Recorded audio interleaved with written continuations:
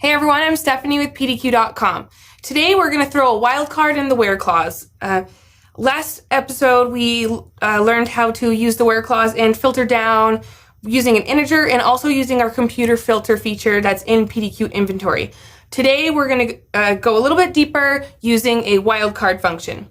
So since we are using the where clause, I've also thrown an alias in there from our previous videos as well on the table. So we're going to say where c dot, let's find any of our computers in our network, all computers that might have Rick in the name. So since we're filtering like this, we want to say where the c dot name is like, we're going to throw this Rick in quotations.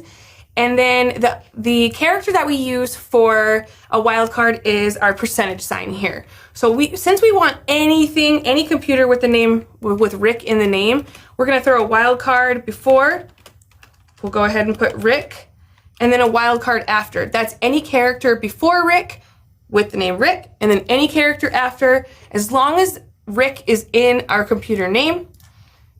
And let's run our results and see what we get. And it looks like we actually have 6 rows, 6 results, 6 computers in our entire network that actually have Rick in the name. And we can actually double check that here. Rick Sanchez 1 and 2, Tiny Rick, Toxic Rick, Rick, and Pickle Rick. That's how you use a wildcard in the where clause. Thanks everyone for watching. I am Stephanie with pdq.com.